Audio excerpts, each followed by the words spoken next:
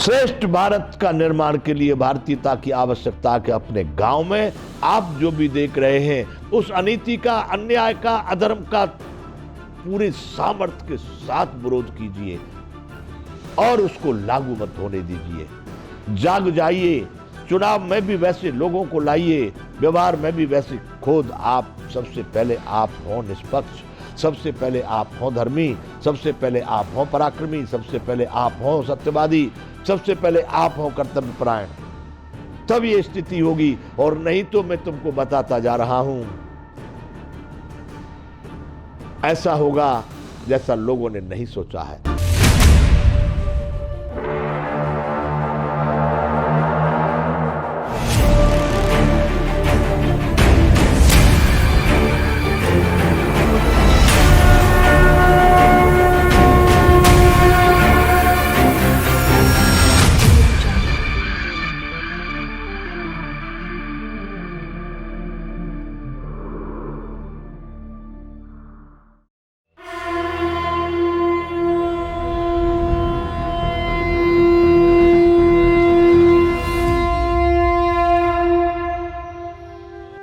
जय विश्वबंधु।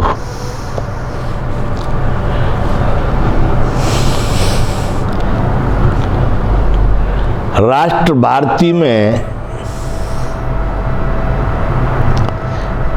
सम्मिलित होने वाले, सुनने वाले, आनंद लेने वाले, प्रश्न करने वाले, सहभागी बनने वाले सबको बहुत बहुत धन्यवाद। कम से कम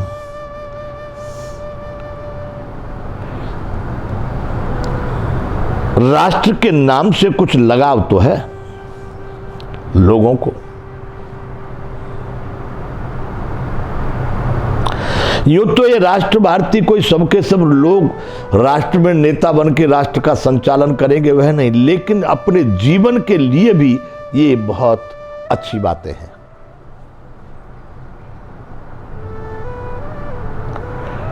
क्योंकि किसी भी राष्ट्र का निर्माण वहां के ही प्रजा, वहां की जनता, वहां की पब्लिक, वहां के ही लोगों से। राष्ट्र कोई ईंट पत्थरों का नाम नहीं। ईंट पत्थर जानते ही नहीं राष्ट्र क्या होता है।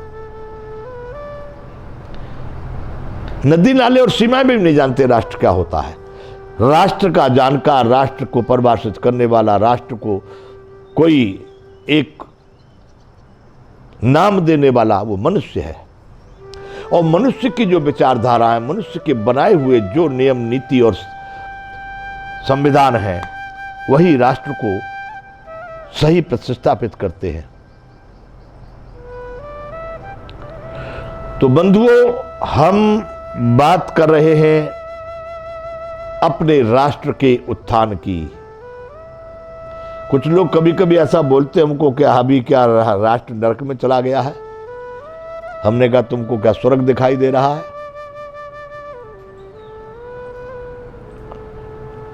जिधर देखो उधर परवशी का जीवन। उर्दू का शब्द है मजबूरी, बेबसी। तुम्हारे सामने भी कोई गलत कार्य हो रहा है, तुम बोलने को सामर्थ्य नहीं रखते। इससे ज्यादा और क्या मानवता का ह्रास होगा? स्वीकार कर लिया है तुमने।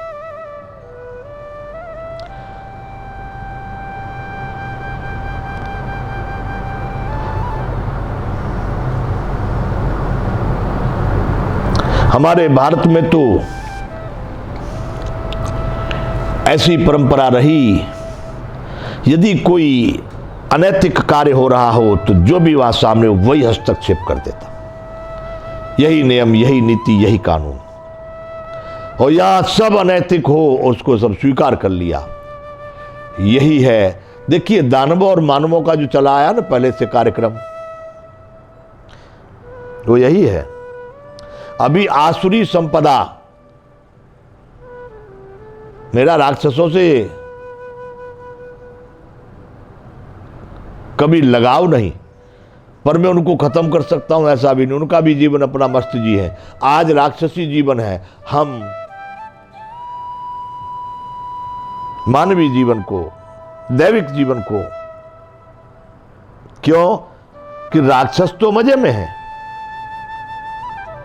और सज्जन जो है बड़े दीनहीन है। एक पक्ष तो आनंद लेता है ना, दो पक्ष में से। अब वो जो आनंद लेने वाला पक्ष है वो किधर जाएगा?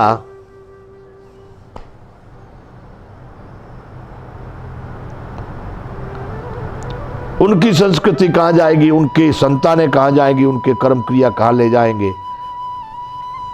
हमने सुना है गीता में एक अध्याय 16वां है, दैवासुर संपत्ति योग। दैवासुर संपत्ति योग, देव और असुर, उनकी क्या क्या संपत्ति मात्र और क्या क्या उनके पास में सामर्थ्य, उनके क्या क्या क्रियाकर्म है, उसके विषय में कृष्ण भगवान ने अर्जुन को बताया। तो देवताओं को तो बताया जो कोई सत्य है, प्रीति है, नियम है, जितने भी योग या न्याय और पुरुषार्थ, परोपकार, प्रेम, दया, क्षमा, सब ये सूक्ष्म में बता दिए उन्होंने। पर आसुरी का बड़ा लंबा वर्णन किया है। पर उन्होंने कहा है कि तिन कहूं काल रूप में भ्राता, शुभ और अशुभ कर्म फलदाता। राम जी के रामायण में ये चौपाई आई, उनको मैं काल रूप हूँ, उनको शुभ और अशुभ कर्मों का परिणाम उसके हिसाब से प्राप्त करता हूँ, कराता हूँ। वैसे ही श्री कृष्ण भगवान ने यहाँ पर 16वें अध्याय में कहा है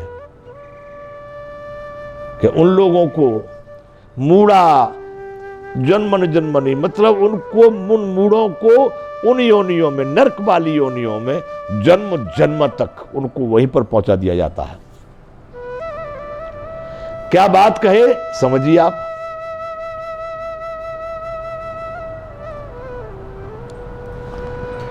आत्मा को नष्ट करने के लिए काम, क्रोध तथा लोभ, तस्मात् एतत्त्रियं त्यजेत्। 3 नरक में ले जाने वाले दरवाजे हैं, काम, क्रोध और लोभ, इसलिए इन तीनों को त्यागने का प्रयास करो। तो बंधुओं, हमको चाहिए दैविक जीवन, हमको चाहिए मानवीय जीवन, हमको चाहिए सात्विक जीवन। विश्व गुरु, राष्ट्र श्रेष्ठ भारत भारत होने के लिए हमको वह आचरण करना पड़ेगा। तब वह आचरण था, यहां ताले नहीं लगते थे लोग। आज भी भारत के कुछ गांव ऐसे हैं,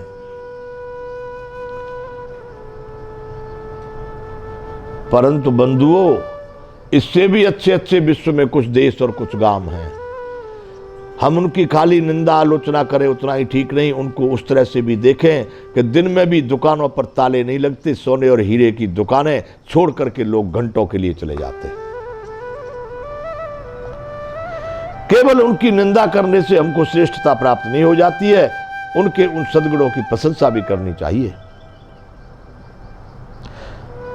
जो भारत का था, जो भारत में था, जो भारतीय था, उन गुणों को उन्होंने अपना लिया है, इसलिए वो श्रेष्ठ हैं। उनके यहां भी आज राम राज्य जैसा शासन है। भारत इसलिए धूमिल हो रहा है, धुंधला हो रहा है, क्योंकि अपराधी को वो दंड नहीं, उचित दंड, जितना अपराध है उतना दंड नहीं। या बगैर अपराध वालों को बहुत ज्यादा दंड दे दिया, बड़े अपराधियों को बिल्कुल छोड़ दिया जाए। यानी इस पर भी हम चर्चा किए हैं, न्याय भारती। इसमें आप सुनेंगे न्याय की तो ऐसी स्थिति है, इसलिए भारत की दुर्दशा का सबसे बड़ा कारण है तो न्याय है। या तो स्तंभ और कुछ को बना लिया, तो मीडिया को लोग कहते हैं एक स्तंभ है। क्यों बंधुओं, ये मीडिया कब से था जो एक खंभ हो गया? कुछ नहीं। प्रगट 4 पग धर्म के इतने में हुए, उसमें है न्याय है, शिक्षा है, पुरुषार्थ है। तो यहां वो नीतियां सब अनीति के तरह से हमने अपना ली। न्याय की स्थिति बहुत ही दयनीय है। सभी स्थितियां दयनीय हैं। शिक्षा में सुधार करते करते इतना बिगाड़ कर दिया कि मास्टरों को फुर्सत ही नहीं पढ़ाने की, बच्चों को बोझ लेके जा। शिक्षा भारती, शिक्षा हमारे उसमें भारती में एक अलग से कार्यक्रम है।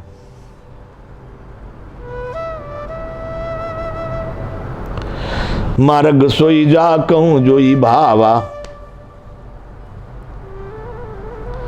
स्वतंत्रता पूरी होनी चाहिए मानव को, पशुओं को, पक्षियों को, जानवरों को, लेकिन प्रतिबंध भी सरकार का उस ढंग का होना चाहिए कि अनैतिक कोई कार्य नहीं। और अनैतिक करने का जिसका विधान है, जिसका विचार है, बहुत सारे पृथ्वी के खंड पड़े हुए हैं, उनके लिए भी है। वहां नैतिक ही अनैतिक है, कुछ नैतिक करने का ही नहीं। तो बंधुओं, राष्ट्र भारती, भारत को हम श्रेष्ठ चाहते हैं। आ जाते हैं हम अपनी उसी असली बात पर कि हम बात करते हैं कि हम अपने घर में कैसे जी रहे हैं। घर में हमारा कितना निर्णयात्मक, कितना निष्पक्षता से, कितना प्रेम पूर्वक, कितना सौहार्द से कैसा हमारा वातावरण है। इसके लिए घर ज़्यादा छोटा हो गया, इसलिए हमने गांव को ले लिया। अब गांव में आप पूरे भारत को देख रहे हैं। चुनाव प्रक्रिया से प्रधान बन करके क्या कर रहे हैं, गांव की क्या स्थितियां हो रही हैं, जनता जनार्दन कैसे जी रहे हैं। अब वहां पर आप देखते हैं प्रशासनिक क्रियाकलापों को। बंधुओं, स्थितियां ऐसी है, मैं एक आपको घटना बताऊं।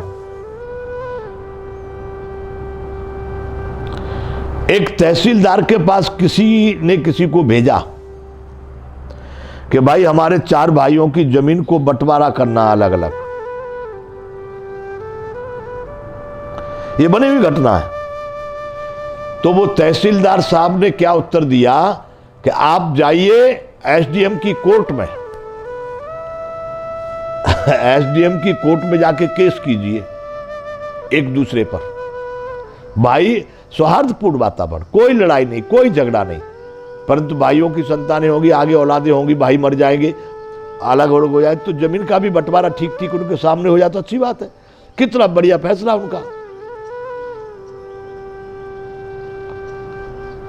तो ऐसा विचार करके उन्होंने प्रस्ताव रखा।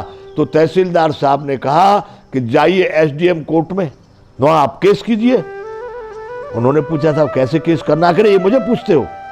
वकील कीजिए, आप एक वकील कीजिए और वकील के माध्यम से एसडीएम कोर्ट में केस कीजिए। फिर वो केस चलेगा, आप लोग सब हाजिर होइए, उसके बाद में एसडीएम ऑर्डर करेगा क्या करना है। देखो दुर्भाग्य देश का। हे भारतीयों, कौन सा इसमें लुकड़ पेच है, कौन सी इसमें बाधाएं हैं कि जो आप सीधा सीधा उनका बंटवारा नहीं कर सकते, उनके कागजों को दुरुस्त नहीं कर सकते, उनके उस भावना को आप महत्व नहीं दे सकते। इसके लिए भाई भाई के सामने केस करे, झूठा ही सही, इसी बात का सही कि भाई मेरी जमीन को जो है मुझको नहीं दे रही है, और क्या केस करेगा? वकील को पैसा देवे, समय को बर्बाद करे, 20 धक्के खावे। और कोई शासन का व्यक्ति मुझे पूछे कि कौन व्यक्ति था, तो इसका मैंने सबूत भी रखा है। किस तहसीलदार ने कहा, किसको कहा। कोई कह दे भाई ये समय पर क्या होता है, सब झूठ बोलते हैं, क्योंकि ये तो सब आप देख रहे हो ना स्थिति। एक बार प्रधान बन गया तो उसका 10-5 साल के लिए, 10-20 साल के लिए कुछ न करे, शायद उसके बच्चे कुछ न करे, इतना धन। नरेगा मनरेगा में छोटा गांव 1-1, 2-2, 3-3, 4-4 करोड़ रुपए सरकार देती है, गांव में लगे 10 लाख और खा गए साहब एडीओ बीडीओ सेक्रेटरी। ये भारत नहीं चाहिए, भारतीय भारत चाहिए, भारतीयता चाहिए। आपको पुलिस थाने में जा रहे हैं, कोई घटना घट गई तो जो अर्जदार है वो जाकर के कह रहा है तो पहले उसी को, और पैसे नहीं देवे तो उसका कोई काम नहीं, पैसा दे देवे तो इससे भी ले लो, उससे भी ले लो, साला कुछ नहीं, जाओ कोर्ट में लड़ो।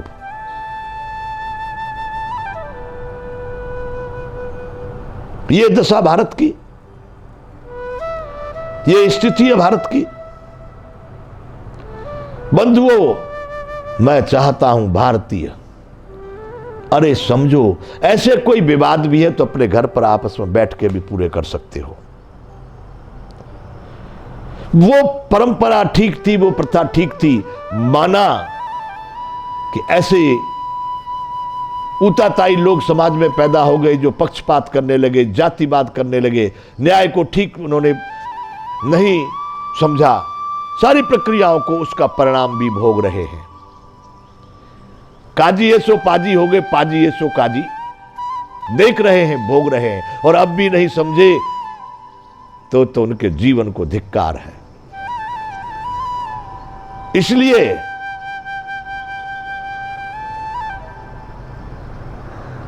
भारतीयता होता था। एक गांव का मुखिया कोई लिखित पढ़े तो नहीं, चुनाव से नहीं बनाए गए सरपंच मुखिया होते थे। राजतंत्र में भी होते थे, लोकतंत्र में भी होते थे, किसी भी प्रकार की जो भी प्रक्रिया रही, लेकिन जब लोग आत्मा से स्वच्छ, साफ और निष्पक्ष होते थे तभी भारत भारत था। और तभी की गाथाएं आज हम गा रहे हैं। भारत देश महान, श्रेष्ठ भारत, जगत गुरु भारत, विश्व गुरु भारत। तो हो जाओ उसी रास्ते पर, आ जाओ। अरे पेट तो भर के मिलेगा, रहने सहने की जगह भी मिली हुई है, फिर किसके लिए झांक रहे हो, किसके लिए लड़ रहे हो? यहां जगह की कमी नहीं है। हम पड़ गए उनके पीछे, चंद्रमा पर घर बनाने की सोच रहे हैं, मंगल पर आश्रम बनाने की सोच रहे हैं। धरती पर कमी है जगह की। मैं अपना अनुमान बता रहा हूं बंधुओं, तुम्हारा भाग्य तो वहां भी तुम्हारे ही साथ रहेगा।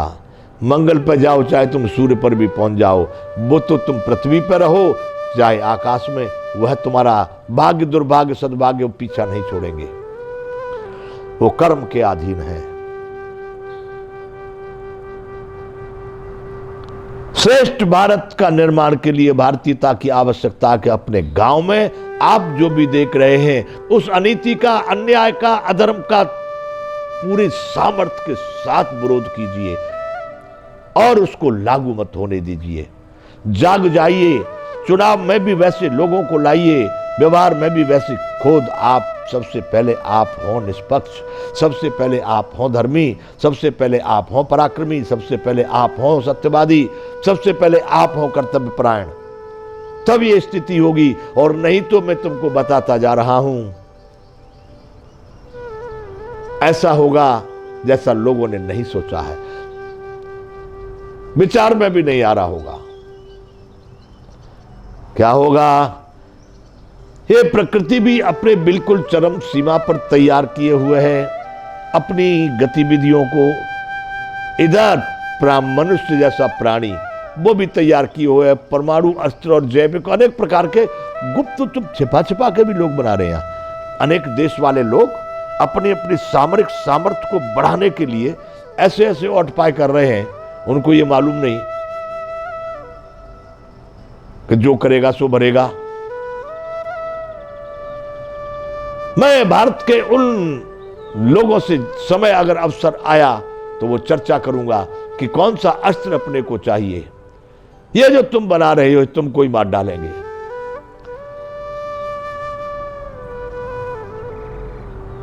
वो अस्त्र चाहिए जो केवल दानवों का, राक्षसों का और उसी प्रकार के लोगों का विनाश करता है। ये अस्त्र नहीं चाहिए जो अपने को भी मार डालेगा।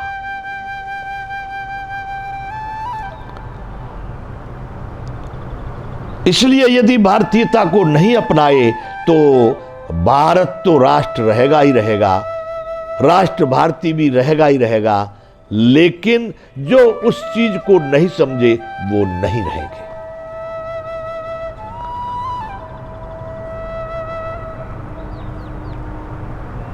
हमारे यहां कुछ लोग बहुत सारे अनेक प्रकार की वेशभूषा में,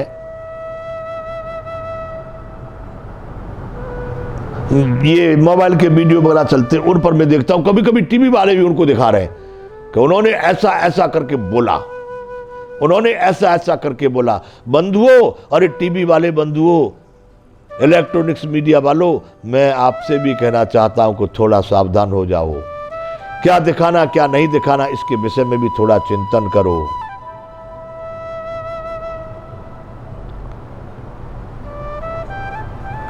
पैदा किसने किया या मुसलमान को? इस्लाम कहां से आ गया? क्रिश्चियनिटी, ईसाई कहां से आ गए? अब आ गए तो क्या तुम उनको कत्लेआम करके मार करके नष्ट कर दोगे? इतने भयभीत क्यों हो रहे हो?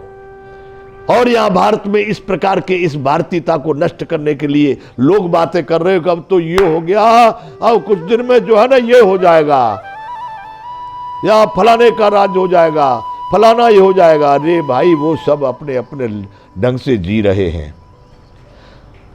जब तक हमारी कमी नहीं होगी हमको कोई परास्त नहीं कर सकता है। अरे अपनी सामर्थ्य को बढ़ाओ ना, अपनी शक्ति को बढ़ाओ ना, अपने सत्य धर्म को बढ़ाओ ना, अपनी नीतियों का सुधार करो ना। एकदम गया गुजरा असत्य, झूठ मान बढ़ाई, झूठी प्रतिष्ठा में तुम्हारे लड़के लड़की, तुम्हारा स्त्री पुरुष दोनों किस स्थिति में जी रहे हैं, कौन सी स्तर पर जी रहे हो, तो तुम अपने भाई को दूसरों पर थोप रहे हो। ओ खा जाएंगे, हल जाएगा, फलाना हो जाएगा। अरे मैं कहता हूं चलो ये समय आने पर भी बात करूंगा, या बाल बाका नहीं कर पाएगा कोई। न था हिंदू, न था मुसलमान, न था ईसाई, न था सिख, न था पारसी। ये भारत भारत था और भारत ही रहेगा। नष्ट हो जाएंगे वो इस तरह के मजहब, पंथ, पंथी और पंथ वाले। अखंड भारत होगा, श्रेष्ठ भारत होगा, भारत फिर से भारत होगा। हमने शुरुआत कर दी है, लेकिन वो शुरुआत आपको नहीं दिखेगी। वो शुरुआत तब दिखेगी जब वो सत्यापित होगी, होगी, जरूर होगी। बंधुओं, इसलिए राष्ट्र भारती में अब फिर हम विराम कर देते हैं, आगे फिर चर्चा करेंगे। जय विश्व बंधु।